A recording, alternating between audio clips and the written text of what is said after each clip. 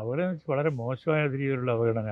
ഞാൻ ഞാൻ പടം കണ്ടപ്പോൾ എനിക്ക് ഐ വാസ് ത്രിൽഡ്. കാരണം അത്ര മനോഹരമായിട്ട് എടുത്തിരിക്കുന്ന ഒരു പടമാണ്. ഞങ്ങൾ ഫിലിം ഇൻസ്റ്റിറ്റ്യൂട്ടിൽ പഠിച്ച് പാസ്സായി വന്നവരാണ്. ഞങ്ങളുടെ പടം ഇങ്ങനെ മനഃപൂർവ്വമായിട്ട് ചില സ്ഥാപിത താല്പര്യക്കാർ ഇതിനെ ഒതുക്കി. ഇതിന് പിരിഞ്ഞു കിട്ടിയ പണത്തിൻ്റെ പേരിലാണ് ഈ പടങ്ങൾ കൊണ്ടാടുന്നത്.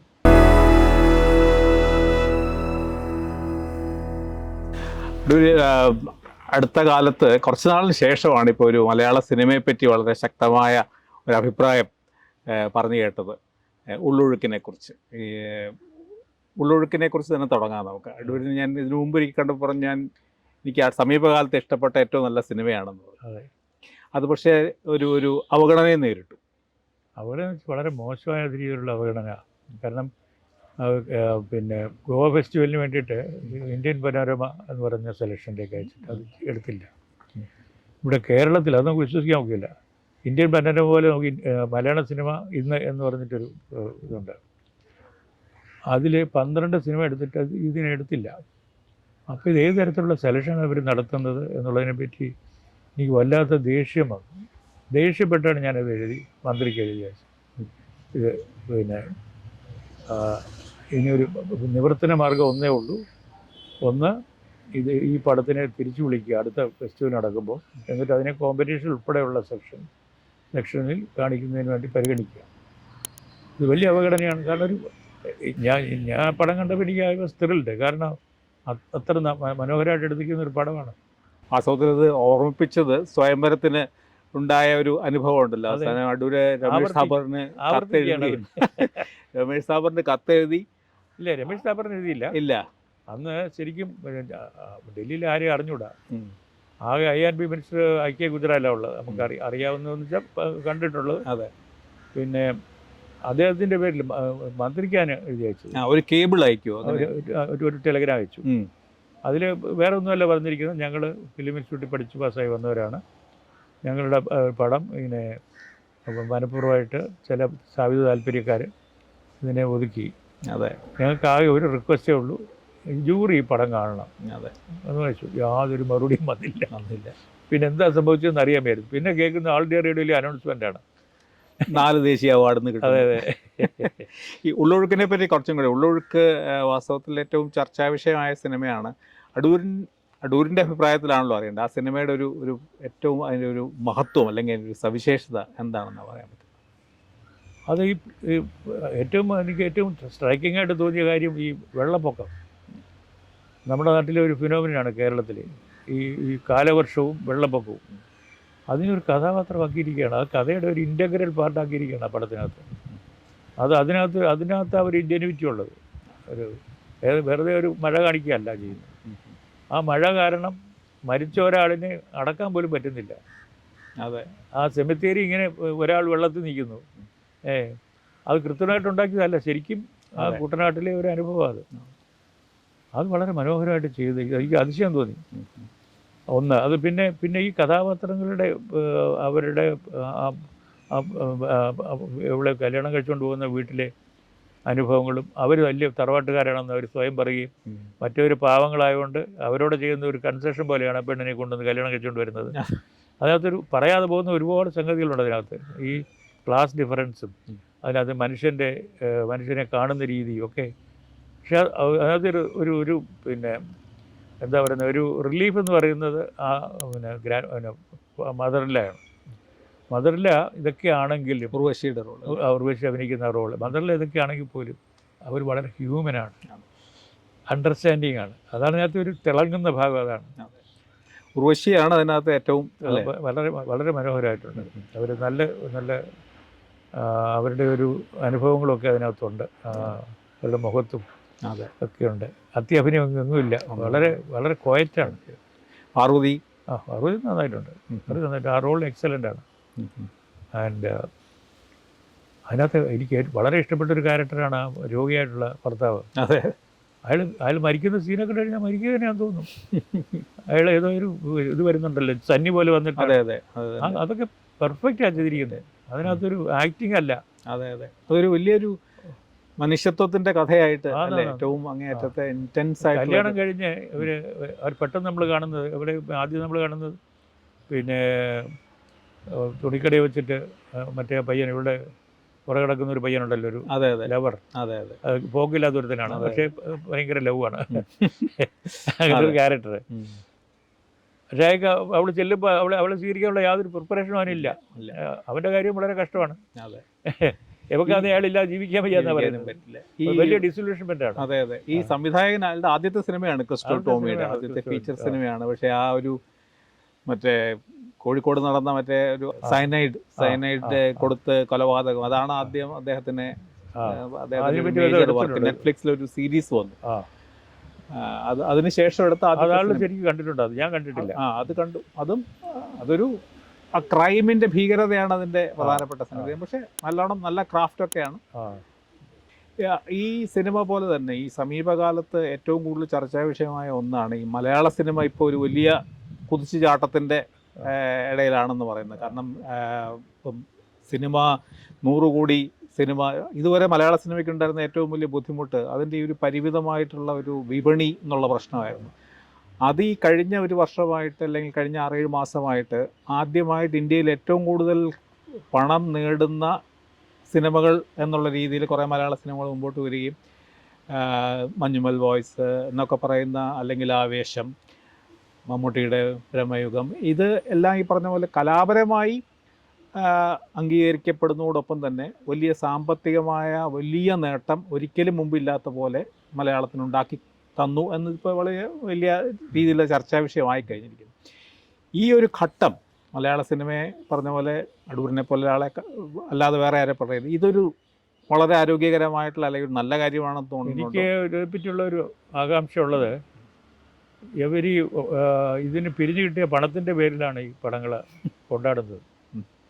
അതാണ് പ്രധാനമായിട്ടും. അതാണ് അതിനാണ് കൂടുതൽ പ്രാധാന്യം കൊടുത്തിരിക്കുന്നത്. അപ്പോൾ ഇത്രയും കോടി ചിലവാക്കിയ പടം എന്നുള്ളത് അതൊരു നല്ല പരിഗണനയല്ല. അതേസമയം പ്രധാനപ്പെട്ട പടങ്ങൾ ഇപ്പോൾ തന്നെ ഈ ഉള്ളൊഴുക്ക് പോലുള്ളൊരു പടം തഴയപ്പെടുന്നു. അത് വളരെ ഒരു വലിയൊരു ദൃഷ്ടാന്തമാണ്. അത് ഒരു ഏത് തെറ്റായ വഴിക്ക് നമ്മൾ പോകുന്നുള്ളതിൻ്റെ നല്ല ഉദാഹരണമാണ്. അതെ. അപ്പോൾ പക്ഷേ അതേ സമയത്ത് ഇപ്പോൾ ഈ പറഞ്ഞ ഈ വലിയ നേട്ടം കൈവരിച്ചു, വലിയ വരുമാനം ഉണ്ടാക്കി എന്ന് പറയുന്ന സിനിമകളും മുമ്പത്തെ പോലെ തനി കച്ചവട സിനിമകളല്ല, കലാപരമായി പറഞ്ഞ പോലെ പലതരത്തിലുള്ള മുന്നേറ്റവും നടത്തിയിട്ടുള്ള സിനിമകളും കൂടെയാണ്. അപ്പോൾ വാസ്തവത്തിൽ പലരുടെയും ധാരണ കലയും കച്ചവടവും തമ്മിലുള്ള ഒരു നല്ല ഒരു എന്താ പറയുക ഒരു കോമൺ ഗ്രൗണ്ട് കണ്ടെത്തി എന്നുള്ള രീതിയിലാണ് അതിനെപ്പറ്റി ചിത്രീകരിക്കുന്നത്. പക്ഷേ അതേ സമയത്ത് മലയാളത്തിൽ താങ്കളും മറ്റും തുടങ്ങി വെച്ചിരുന്ന ആ ഒരു ആർട്ടിന് മാത്രം ഏറ്റവും കൂടുതൽ പ്രാധാന്യം കൊടുത്തത്. ആർട്ട് കളക്ട് ചെയ്തില്ല എന്നല്ല ഞാൻ പറയുന്നത്. പക്ഷെ അങ്ങനെയുള്ള സിനിമകൾക്ക് ഇതോടുകൂടി ഒരു ക്ഷീണം വരുന്ന പോലെ പറയുന്നുണ്ട്. ഒരു പ്യുവർ ആർട്ട് ഫിലിം എന്ന് പറയുന്നത് ഈ മലയാളത്തിൽ എപ്പോഴും ഒരു ബഡ്ഡി സിനിമ ഉണ്ടായിരുന്നു. അതെ. പിന്നെ നമ്മുടെ ഭരതന്, പത്മരാജൻ ഇവരെല്ലാം കൂടെ ചെയ്ത ഒരു ബഡ്ഡി സിനിമ ഉണ്ടായിരുന്നു.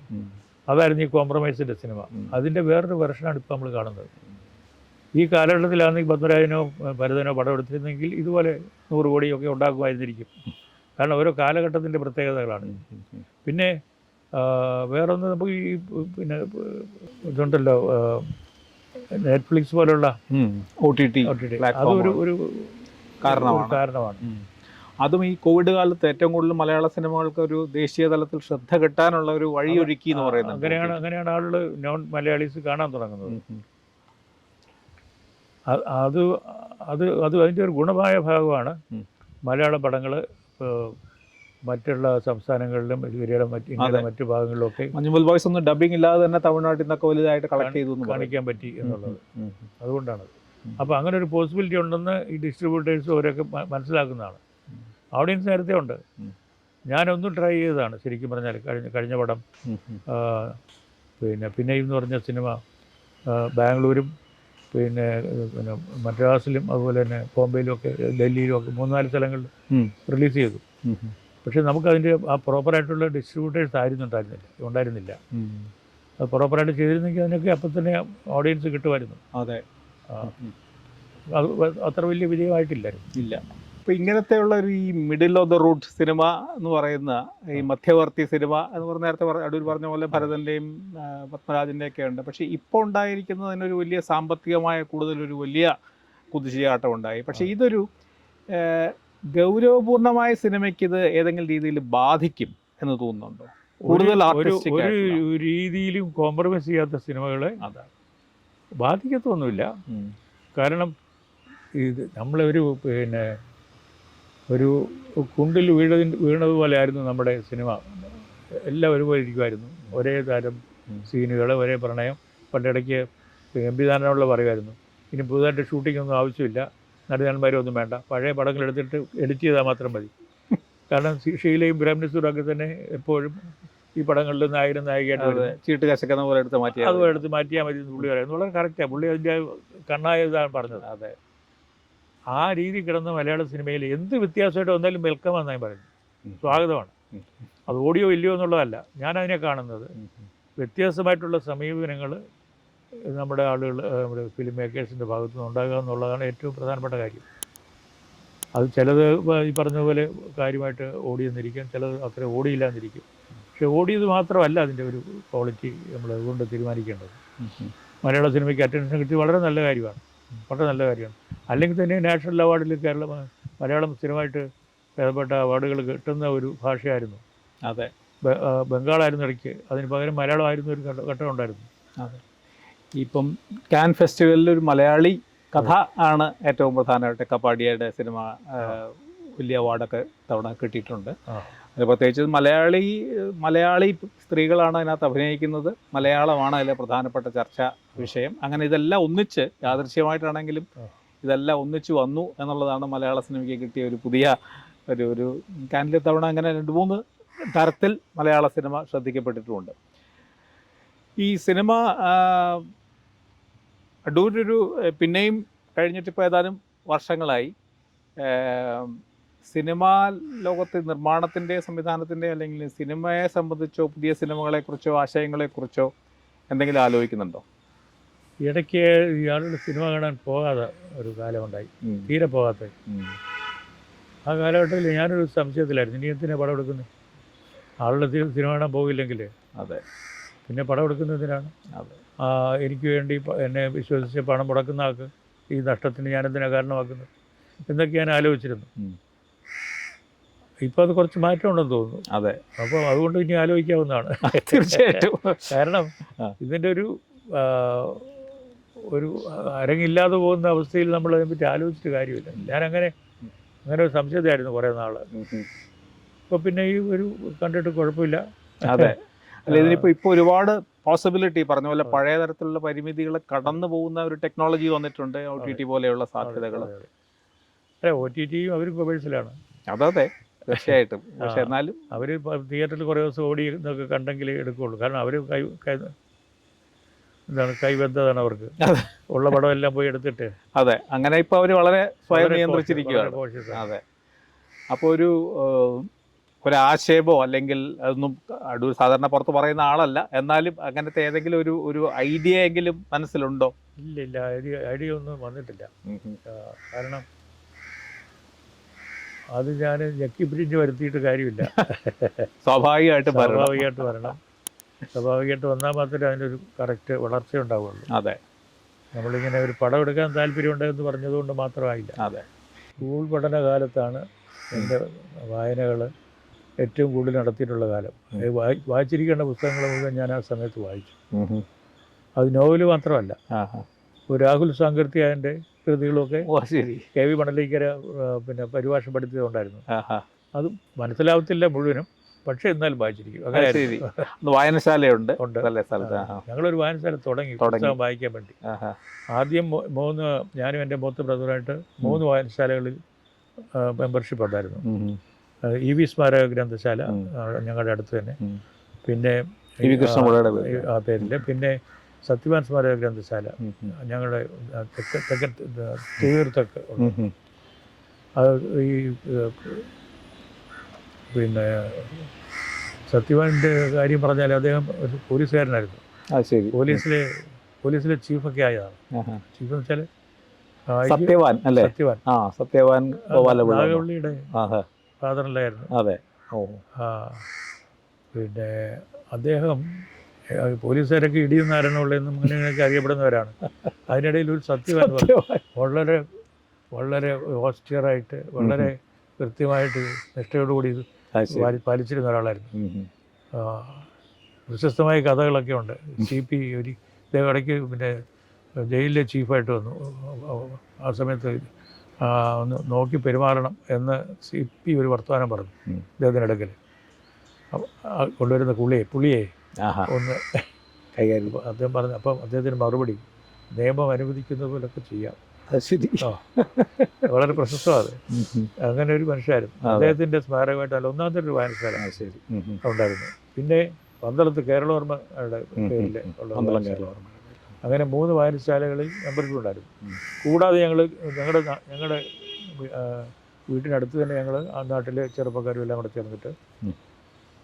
ഗ്രാമോദ്ധാരണ ഗ്രന്ഥശാല ആൻഡ് വായനശാല ആൻഡ് പിന്നെ കലാസമിതി ഇങ്ങനെയൊക്കെ ഒരു ഓ ശരി. സംഗതികളൊക്കെ ഉണ്ടാക്കി. ആഹാ.